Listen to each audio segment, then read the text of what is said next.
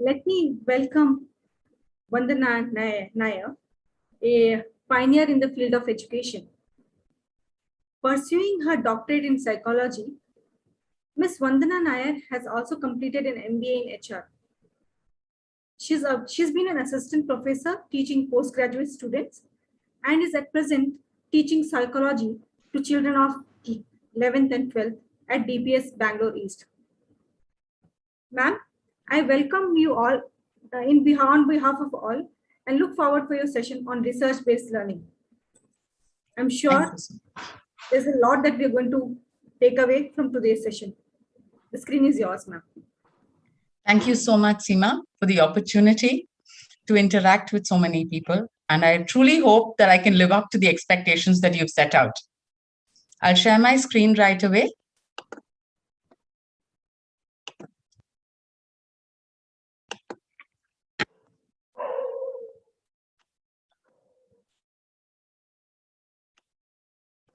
My ability to move the screen is a little hindered.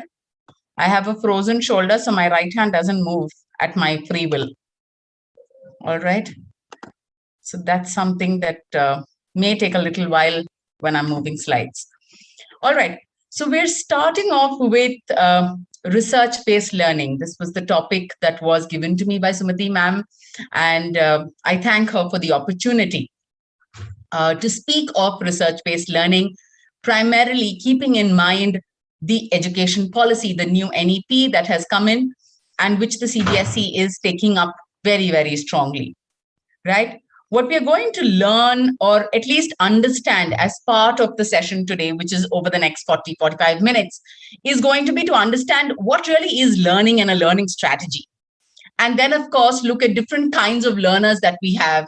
What really is research? Is research really that important to learning? Like, is it a big deal, or is it something that we are trying to bring in and we may not or necessarily see benefits? So we're trying to understand what is the role it truly plays. Of course, art integration, which the CBSE is speaking of extensively, right? Art integration and its integration with research-based learning. And then research-based strategies that we as teachers need to keep in mind to ensure our children learn best. And a few examples of how this can really be used in the classroom. Now, I'd like to start off with a question. Questions are always interesting. And as a teacher, you love asking those questions. So I'm going to give you a Slido link now. I want you to go on to that link and type out what you think the answer is. Just give me a minute, okay? I told you I have a frozen shoulder. I'm not very quick. All right. This is your link. I want you to go on to the link and type out what learning is to you. What, according to you, really is learning? All right, I'm waiting. Are you able to use the link? Is it working? Yes. Okay, growth. Very nice. Any more responses?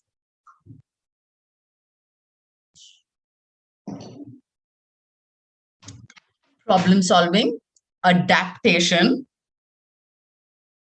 All right. Transformation. Interesting. Very interesting. Experience. So we say experience is a good teacher.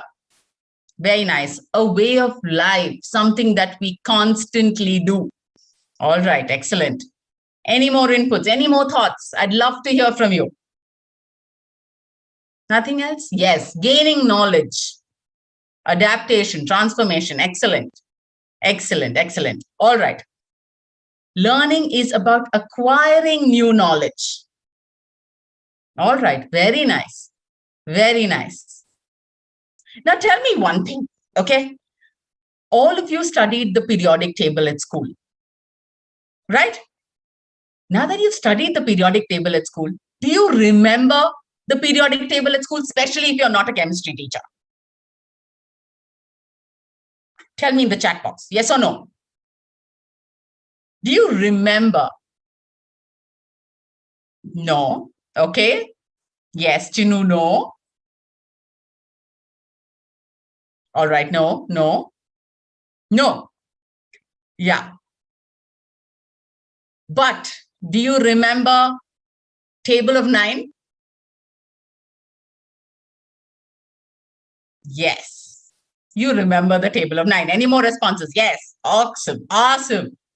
Okay. So I can now safely say that we remember the table of 9, but we don't necessarily remember the periodic table, especially if we've not studied it at 11th and 12th level or are not teaching it on a daily basis. Which then means that we probably haven't learned it extensively. We know. None of us said we don't know what a periodic table is. We know. So we know it, but we have not necessarily learned it. Learning in psychology, and I teach psychology, as Seema has already told you, when we teach it in psychology, one of the first things we tell our students is learning is a relatively permanent change in behavior. That is why we say lessons of life are learned. Because it's a relatively permanent change. Only if I have learned it and I am able to use it on a daily basis in my life, is it learning. Therefore, that one term that has taken center stage for us today here is experience. So learning comes from experience. Learning comes from acquiring new information and using that information effectively. Are you all with me till here? All right.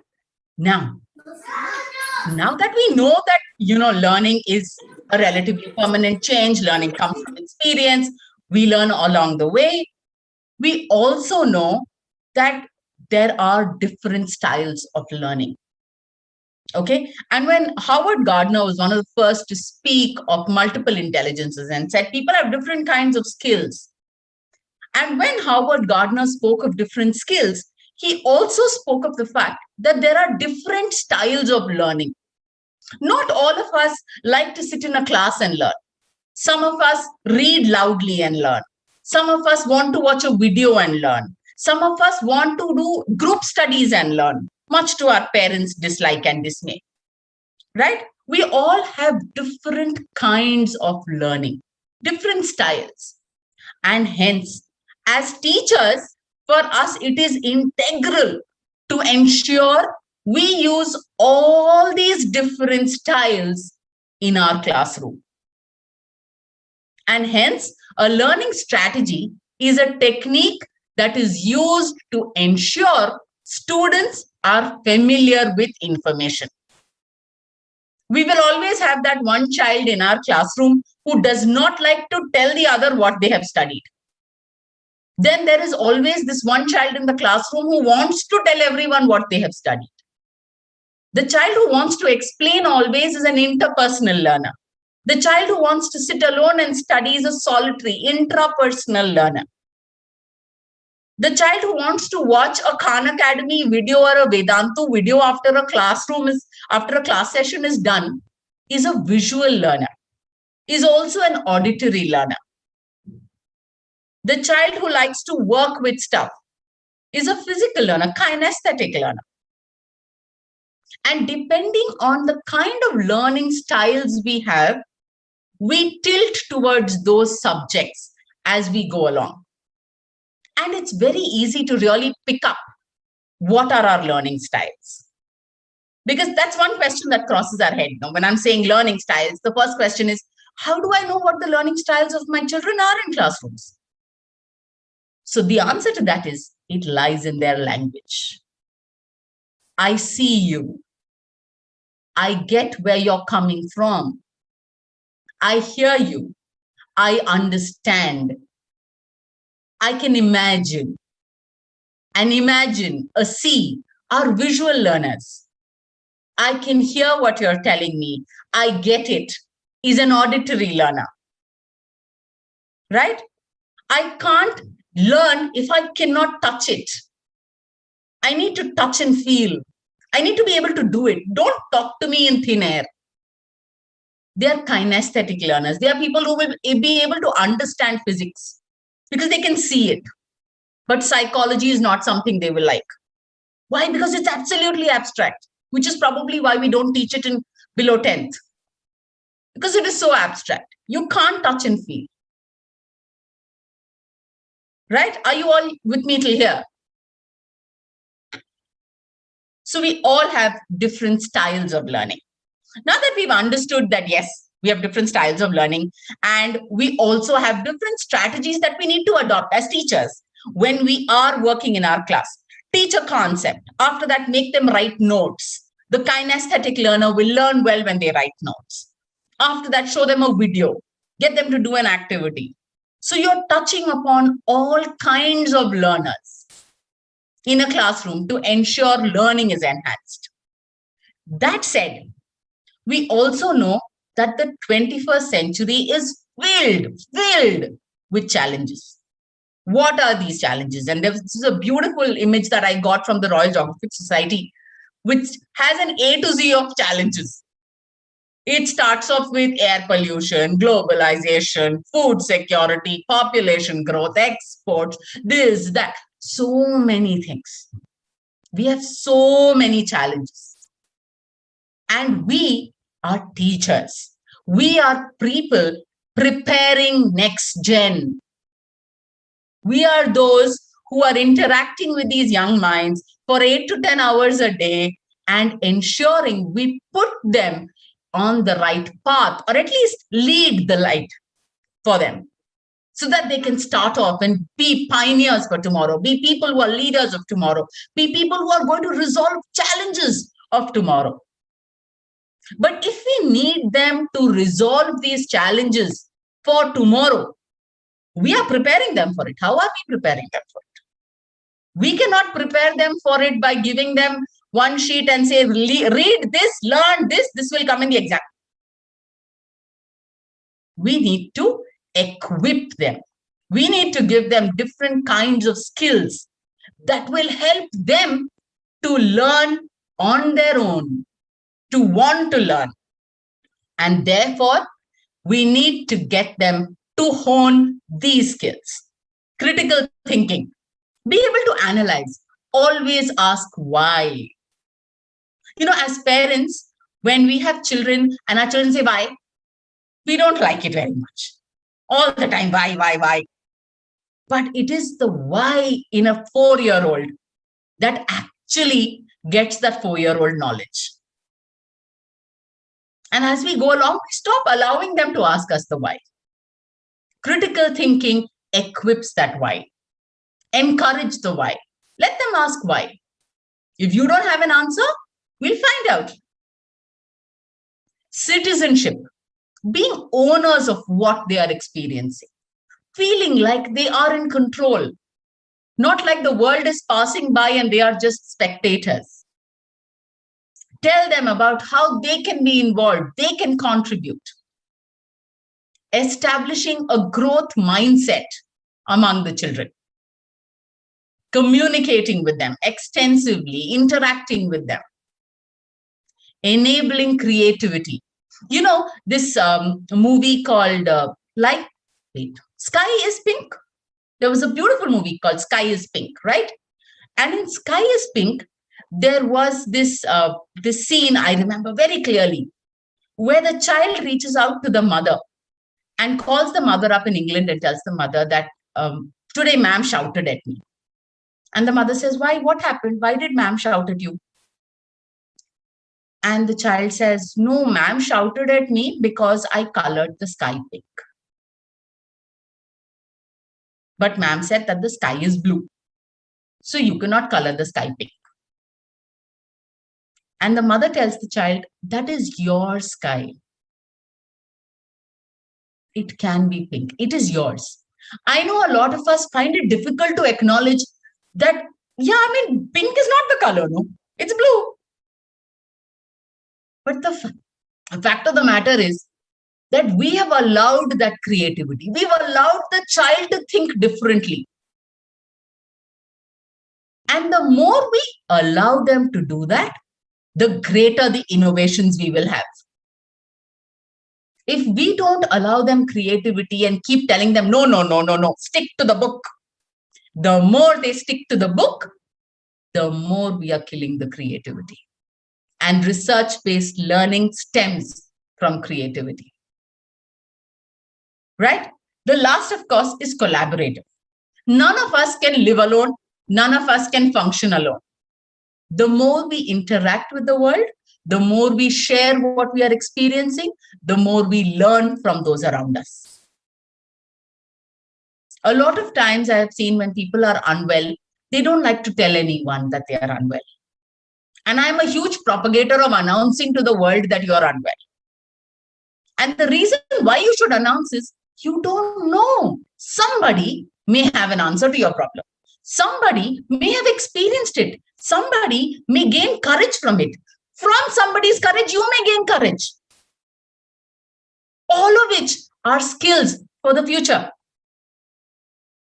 You don't know. We don't know anybody's story. But the more we collaborate, the more we share, we know their story. And we will take inspiration from that story. Therefore, collaboration is important. Are you with me till here? Can you please give me a thumbs up on the chat box? Yes, ma'am. Thank you so much. Now it comes to the next question. I've given you a hint already, but still, what kind of a learner are you? I'll put up the link again, but you need to tell me what kind of a learner are you? How do you think you learn the best?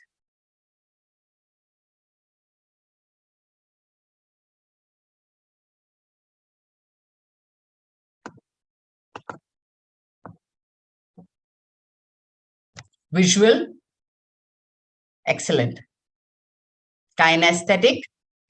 Brilliant. What else? What kind of a learner are you? How do you like to learn? Visual, lots of people visual. Lots of, yes, doing, inquisitive, auditory. Very nice. Very nice. Any more responses? Come on, there are 54 of you and only 11 responses. Not fair.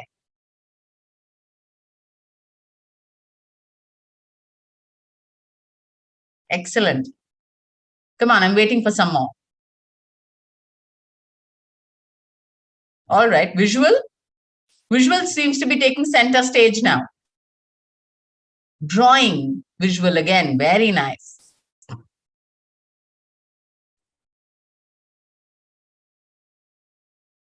And kinesthetic is the next.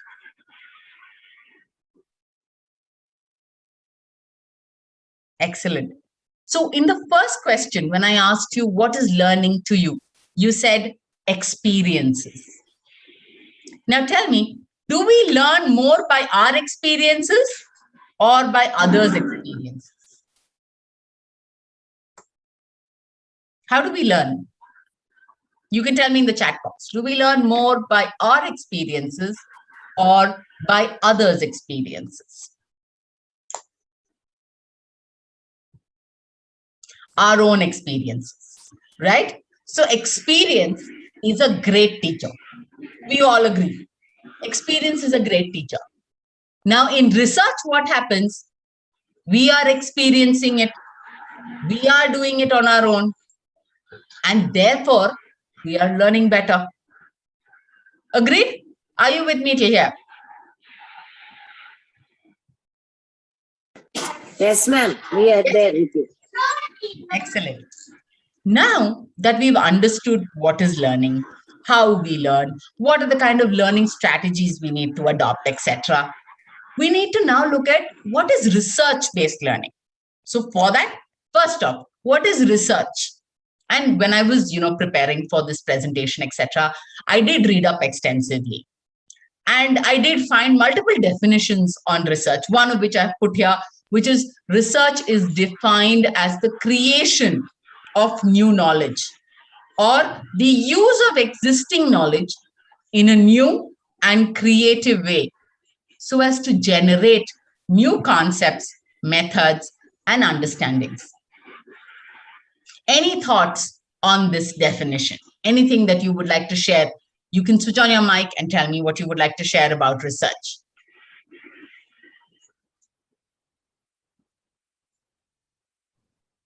Any thoughts? New thing? Discover new thing? Discover new things? Yes.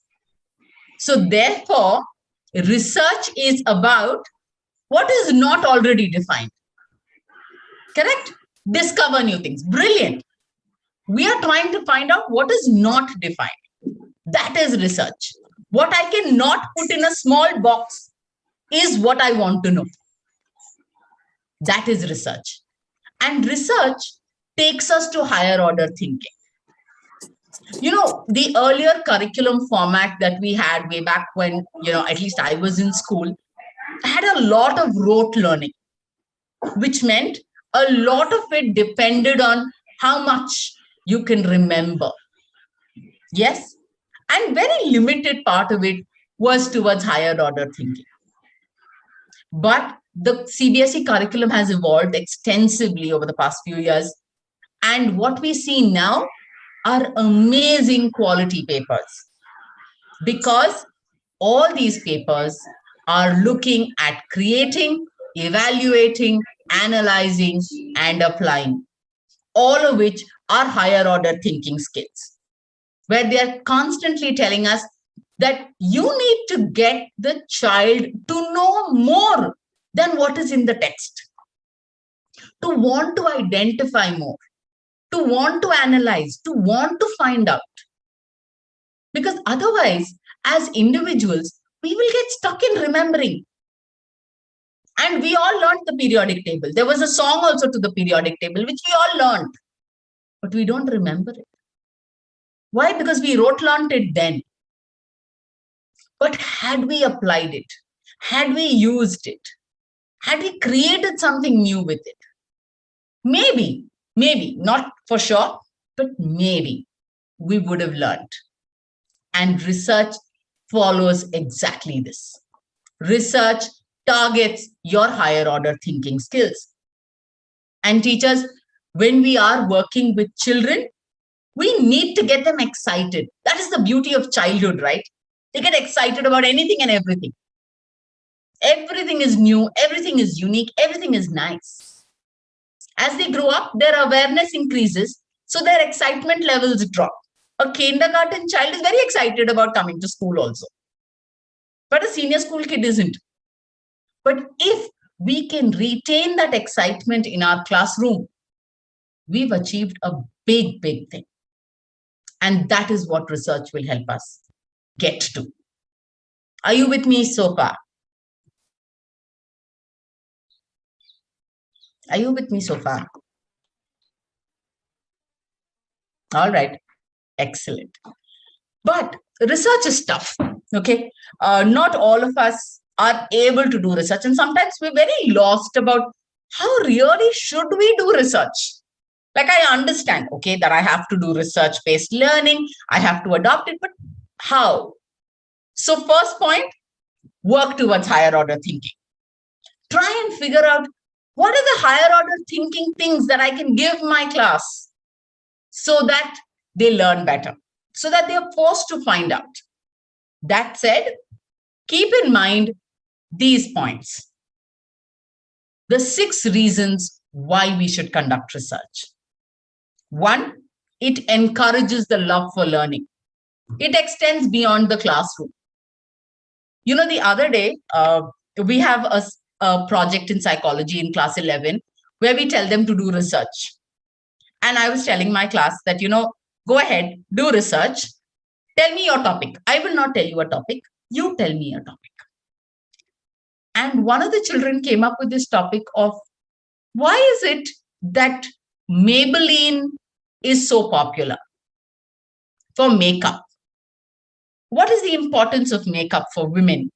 And does it evolve from teenage to middle age? It is something that she is curious about. What have I achieved by her doing that? Apart from the awareness about Maybelline and the multiple products Maybelline has, what else have I achieved? Can you tell me in the chat box?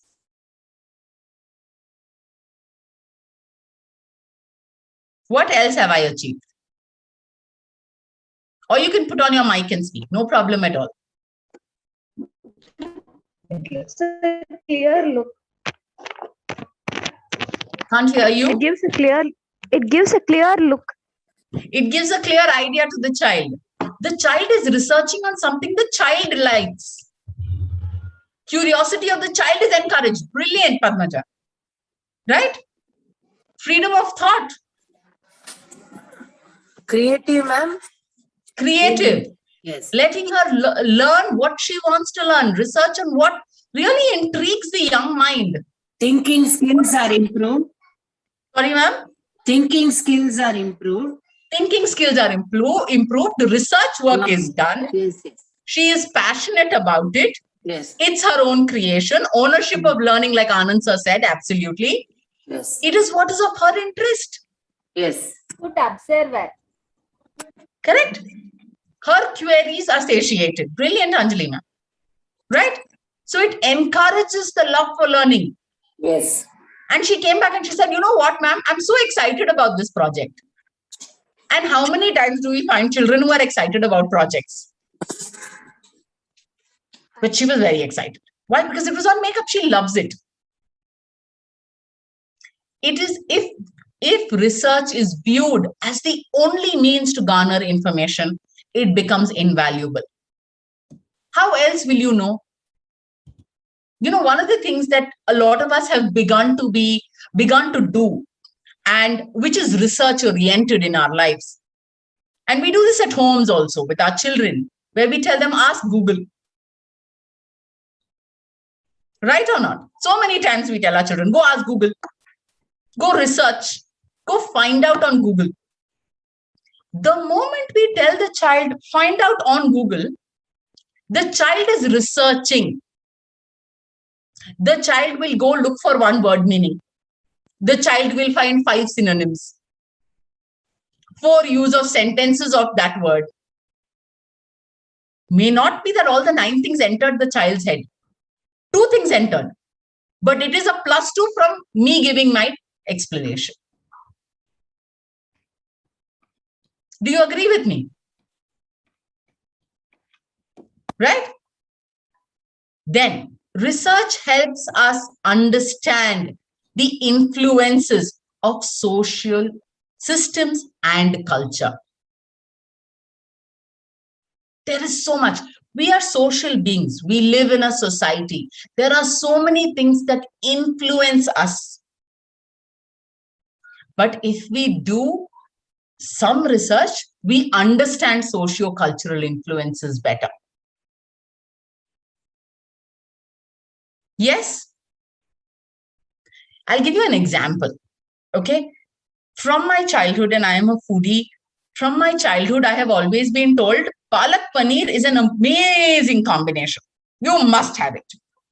So I grew up with the fond memories of my mom making Palak Paneer. And recently I was reading up on a certain diet regime, a certain foods that you shouldn't eat together, etc. And they said you shouldn't have Palak Paneer together. And I was shocked. I was zapped. I said, what? You can't have Palak Paneer together? But my research, which is social and cultural, has told me Palak Paneer is awesome.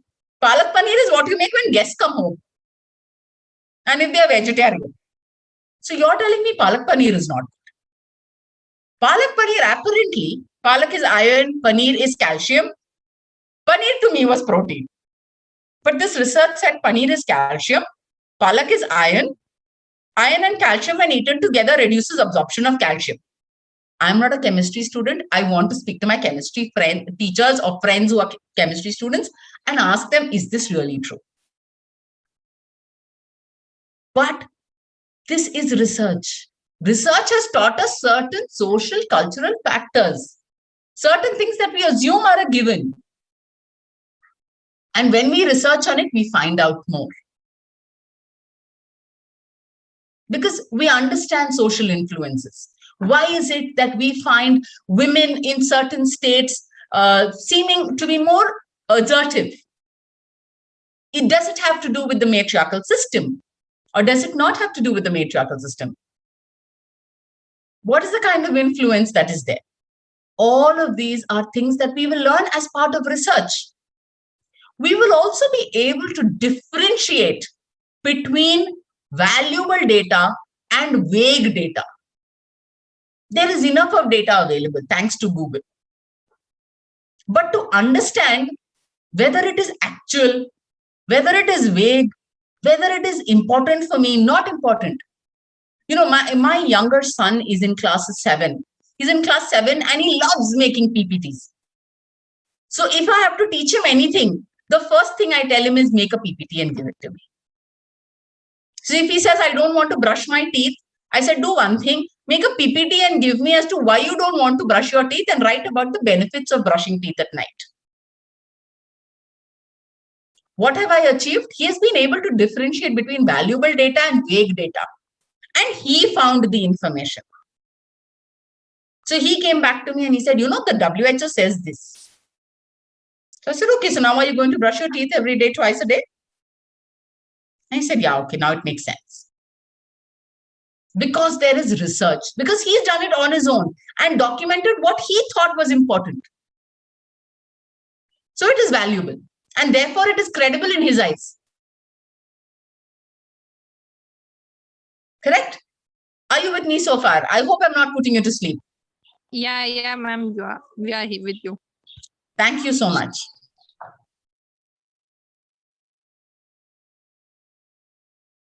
One second, I'm just having a look at the.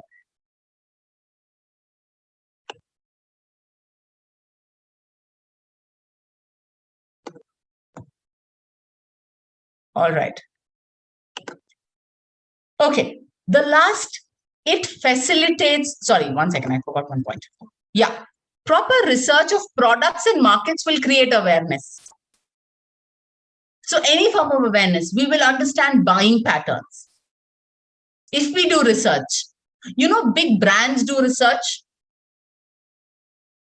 I remember at one point I used to do a project with a company and they said, we need mystery shoppers. We need to understand how people are buying. To understand products and markets. When we tell children of business studies to do research, we tell them to identify what are the products that sell in certain markets and what are the products that don't sell in certain markets. And I remember one of the years, one of the students was doing this research on outfits and outfit styling as part of her course in fashion designing.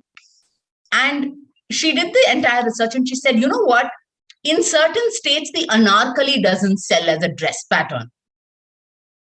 Now, why doesn't the anarkali sell? Maybe because the average height is lesser. And to carry off an anarkali, you need to be of a certain height. So the anarkali doesn't sell. In certain cultures, we don't appreciate use of whites in clothes. So the whites don't sell. So a Lucknow chicken will not sell. So any form of research on products, on market patterns will create awareness. And this can be introduced at a school level. When I'm teaching business studies, I can tell children, find out about this product, do research and come back. And research facilitates learning. That's the final thumb rule. Any form of research that I do will facilitate learning for me and for them. Right? Yes, ma'am, yes. Thank you so much, ma'am. Now, one second. The important point now is how do we really use this research-based learning in our classroom? And the easiest way to adopt research-based learning in our classrooms, as per the NEP as well, is art integration. Art integration is making learning fun. And it has a lot of benefits. And you will find that a lot of these benefits that are highlighted as benefits of art integration, which is connective learning, empowerment, student buy-in, critical thinking skills, equity, are similar to the points we found in slide number 3 or 4. Whereas where we were looking at 21st century skills of communication, critical thinking, collaboration. Art integration enables that for us in our classrooms. So research-based learning is nothing big. It's very basic. It is something we can do in our everyday classrooms by adopting some art integration methods and some inquisitive questions for our students. Now, I want you to have a look at a particular video that I will show you now. Have a look at it and tell me, what did you learn? All right? Okay. Yes. Tell me if you get the sound or you don't get sound, etc. Okay. Can you hear? Yeah, we can hear. Yes, ma'am. We can hear. Hello, everyone. Thank you so much for coming to help us conduct this experiment today. We were of different ages. We were made to like stand in a line. Now, I'm going to ask you a bunch of questions. If your answer is a yes, step forward. If it's a no, please step back. Here goes. Ready? Did you learn how to ride a bicycle before the age of 10? Did you learn music in school? Did you take any lessons in sports? And no, video games are not a sport, even if it has the word game.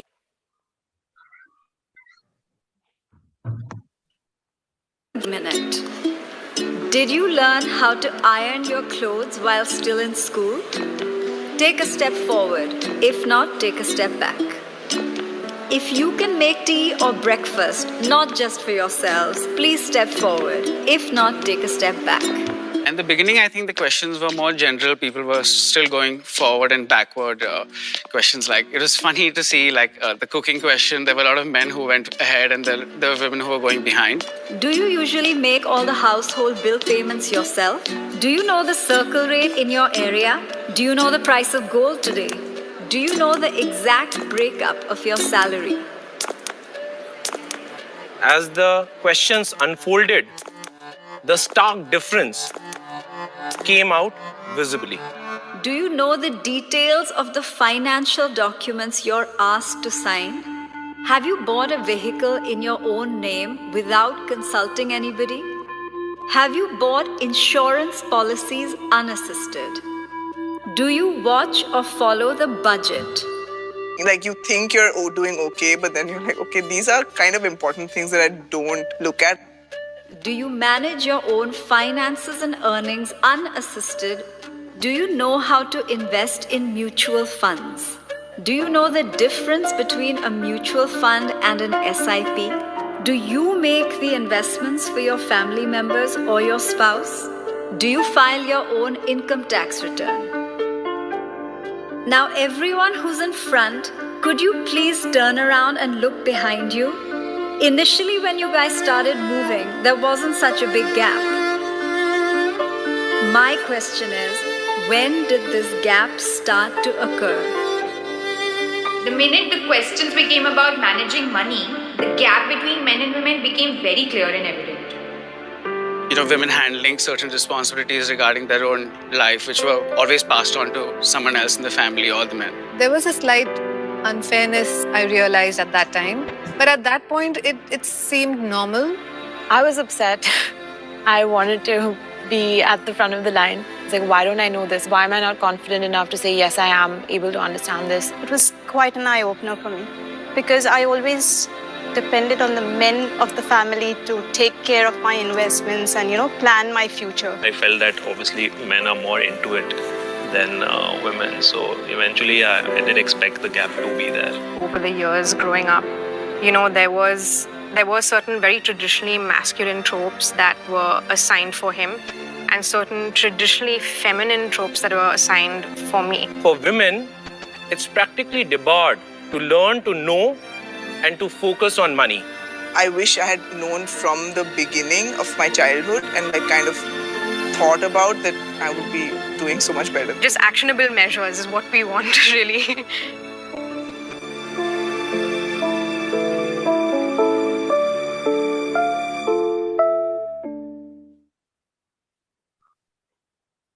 Your thoughts?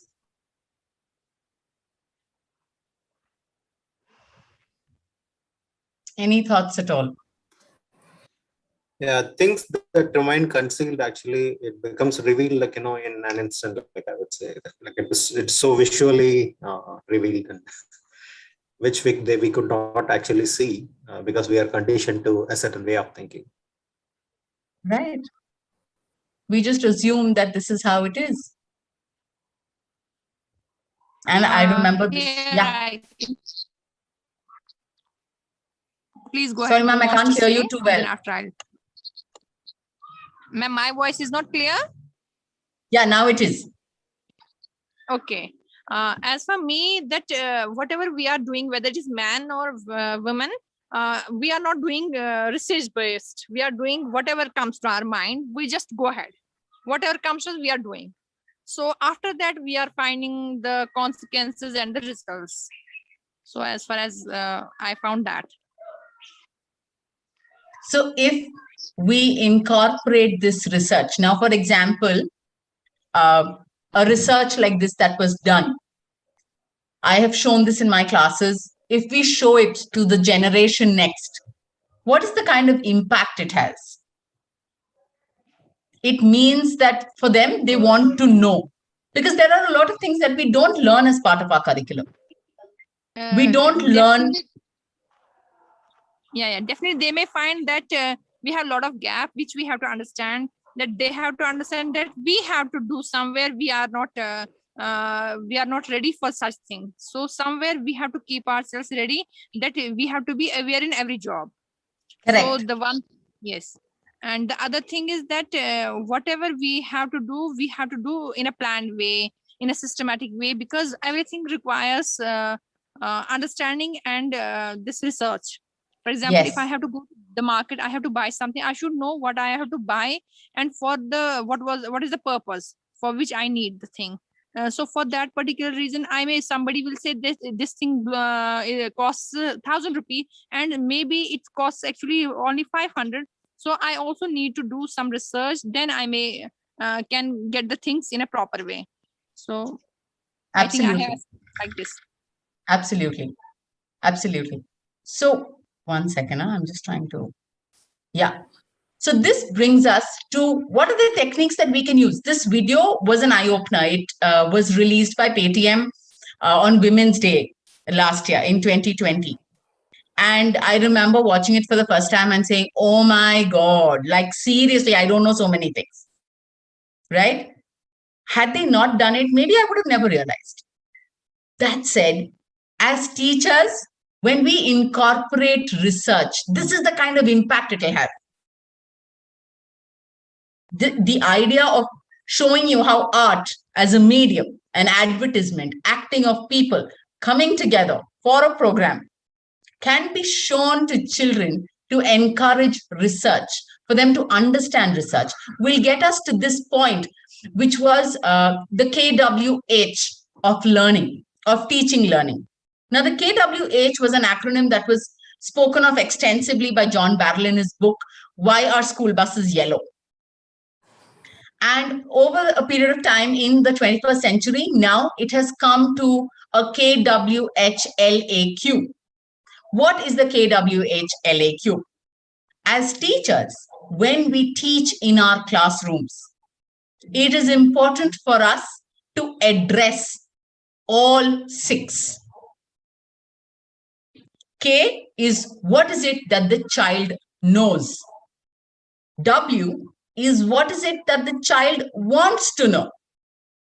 How is it that you are going to ensure that you tell the child, that you teach the child something. L is what has the child learned from it. A is how is the child going to use it? What is the action? And are we providing the child with the platform to come back and question as to why we said what we said? And this can range from any concept to anything else. One of the most difficult concepts in social studies to teach our children is, mountains, rivers. You teach a child who is living near the mountains, who hasn't seen the sea, they are not able to understand the sea. I remember my mother used to be a teacher, retired, of course, now. But when she used to teach, and she used to teach in Punjab, and this one day she came back home and she said, you know, a student of mine asked me, what is a sea like? Because this boy in a small town of Punjab hasn't seen a sea. So what does the child know? What is it that you want the child to know? How is it that you can teach that child that concept of sea? You have to see it. So how can you explain that concept? To ensure that the child learns it and is able to use it, and then question and ask you questions about how to learn. What more do they want to know? You can use it in simple stuff as, you know, I know that Usain Bolt is a great runner. But what do I want to know? As a child, I want to know, how is he the greatest runner? Is it something that is Jamaican? Or is it that there is a certain skill they have, people from Jamaica, or is it a skill that he has, that he's a runner? Then I learn about it. Then I look at how am I going to use this learning I have about the Jamaican community and how they are building athletes, and question on how that can be used here for us, for my benefit. Are you with me so far? Yes, ma'am, we are here. Yes, madam. Thank you so much. Now that so whenever we are conducting research-based learning in our classrooms, we first need to know, where is my child today? How much does my child know? Then what is the level of information that I want to provide to my child? How am I going to do it? How am I going to ensure that the child has learned it? And how am I going to tell the child where they can adopt it? Where I can use it? Even if the child can use it as part of a dinner table conversation, that itself is great. If the child can sit with their parents that night for dinner and say, you know, my ma'am taught me this, we have achieved research-based learning. Because we have told them how to use it, even as a conversation starter. And then maybe their parents will come up with some inputs and they can come back and ask you a question and inquire from you. Lastly, a few examples on how we can use it in our classrooms. You know, in certain subjects, it's easier to use research-based learning. And in certain subjects, it's really difficult. I remember a few days ago, I saw this beautiful initiative that was taken by someone on making a comic strip out of a poem. Now, a poem is verbal in nature. It works very well for an auditory learner. But for a visual learner, if we tell the child, take this poem and convert it to a comic strip, the child will learn so much better because there are images. Right? The same way with psychology, I find research-based learning works very, very well with psychology because it's people and it's people behaviors. So it's there for me to see everywhere. Right? But in certain subjects, now when we are teaching an eclipse, when we are teaching rotation and revolution of the earth and the sun and all of that, we can keep telling the child that, you know, it's rotating and it's revolving and this is happening and that is happening. But if we make these children stand, 3 children or 2 children in a row, and tell them rotate and revolve, they will learn better. When we are teaching eclipses, it's very tricky to teach an eclipse to a child. So you make the face the sun part, the brighter part. And then when it is covered by something else and you can't see the face, then that becomes the eclipse. So we can do that if we get 3 children and get them to do an activity together. Get them to do a role play, get them to do a puppetry, get them to do a storytelling, a flipped classroom. But we need to keep in mind certain things when we are doing research. 1, strive to clarify. If they have a doubt, tell them, find out and clarify. You tell me what you think. I will tell you what I think, but I want to hear from you as well. Tell them to do research and delve deeper. A lot of times when we teach certain concepts, we don't go as deep as the student would if we tell them to do a flipped classroom. Another great method of research-based learning. Ask them to evaluate, compare, contrast. One of the very nice things, especially in the state of Karnataka, we have Uttarakhand as an example, as the other state that we are supposed to study as part of art integration. We're telling them to evaluate, to find out flora, fauna, culture, norms, society, population. Find out what is the difference. What are the things that you think we should learn from them, what they should learn from us? Compare, contrast, and cite. Cite is giving references. I read this here. I read that there. A lot of times when we tell children to do research work, they come back to us and they say Wikipedia, from wikipedia.com. What children don't understand is Wikipedia is an aggregator. Wikipedia is not the origin website. At the bottom, there are 10 links that are given, which are the origin websites. So if they go there and find out, they'll be able to cite better. And stay organized in their approach. Be constructive, have a plan in place when you are doing research. Know what you want to find out. And make sure you answer all the WH questions. If, as teachers, we can encourage our children to strive to answer all the WH questions and be the people willing to answer any number of WH questions for them, we have encouraged research in our classrooms.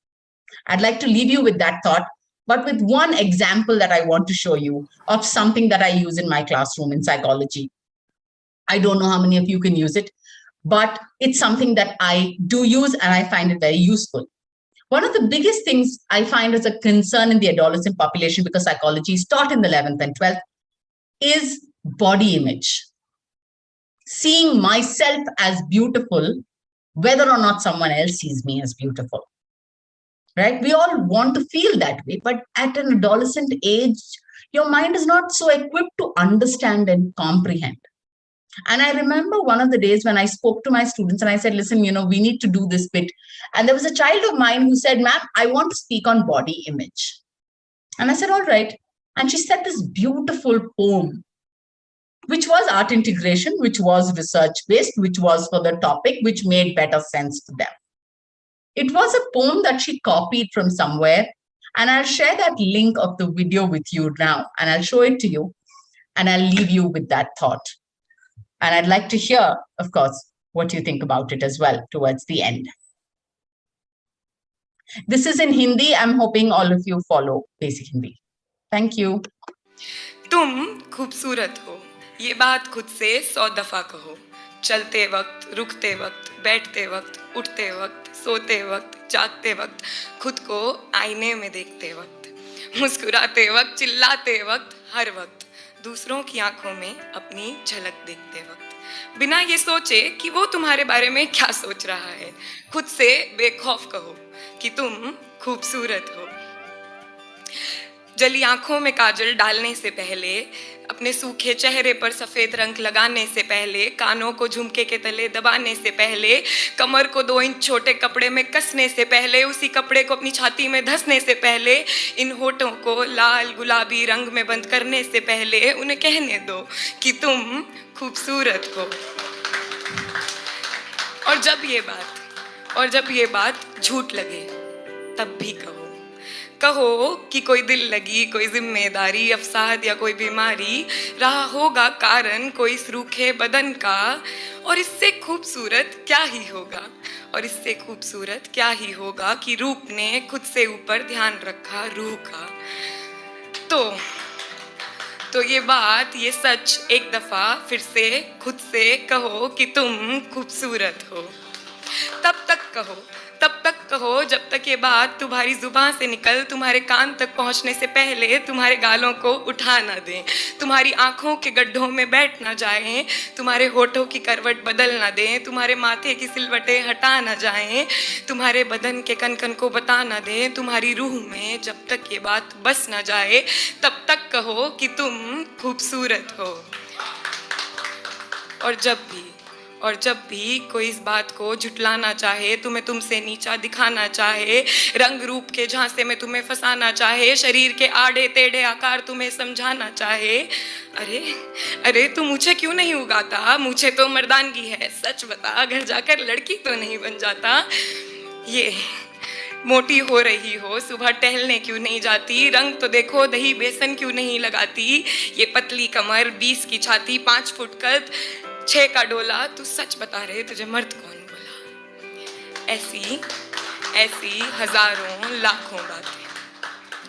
ऐसी हजारों लाखों बातों से तुम्हें हर रोज है नीचा दिखाया जाता। मैं जानती हूँ ऐसा शारीरिक मजाक हमारा हर रोज है उड़ाया जाता, मगर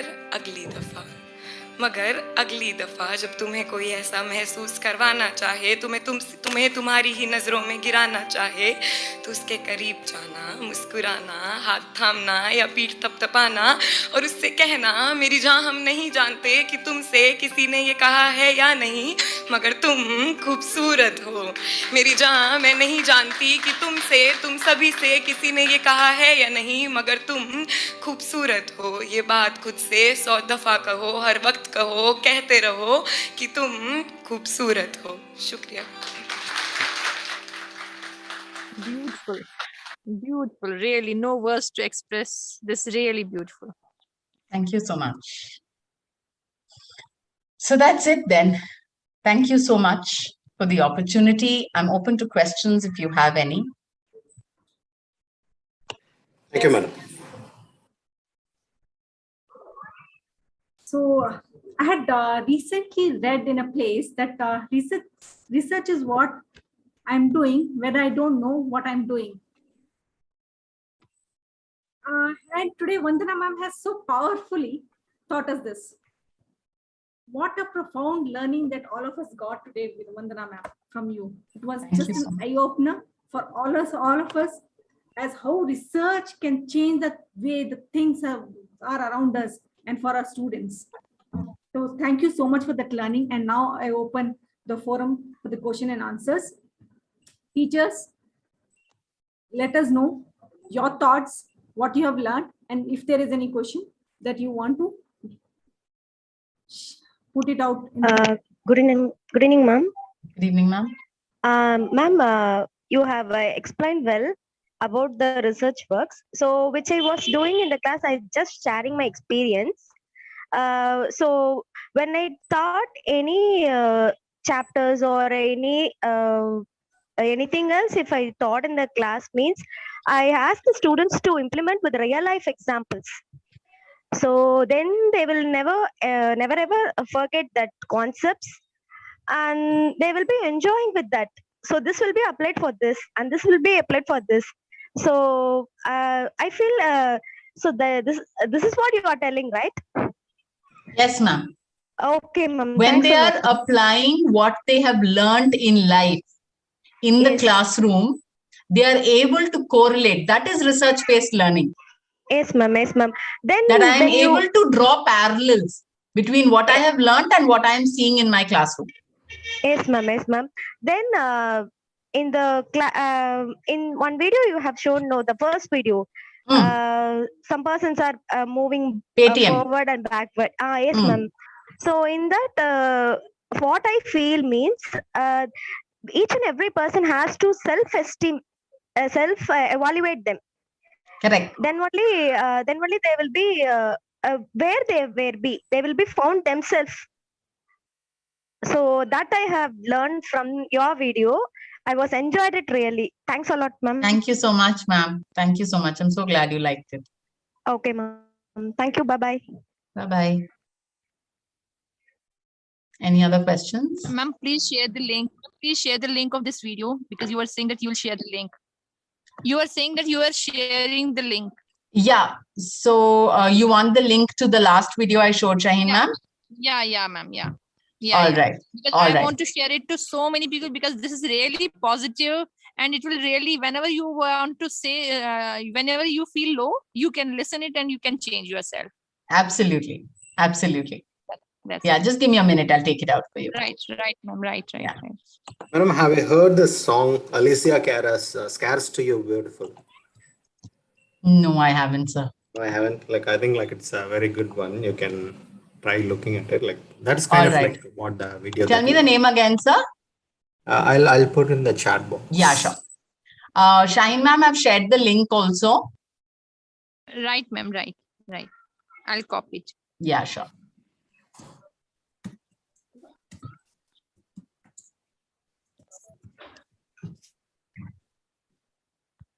Anything else? Any other questions? Good evening, ma'am. Yes, ma'am. Good evening. Ma'am, this is Anjali Om from Srinagar, Kashmir. Good evening, ma'am. Thank you, Anand sir. Yes, ma'am. In fact, ma'am, I don't have any query as such, but I would love to thank Shaheen ma'am also. It is Shaheen ma'am who, in fact, wanted me to join this, and this has been proven very beneficial from the time she has been sharing the links with me. And ma'am, honestly saying, I have been into workshops, so many workshops of this kind, but the way your austerity speaks, like the way you carry yourself, the way your face, your smile says, it has added tinge to the workshop. And I would love to appreciate and thank you so much from my side for being so considerate and so knowledgeable for making we people to understand where we are lagging behind. Thank you so much, ma'am. Thank you so much, ma'am. I'm truly honored. Thank you.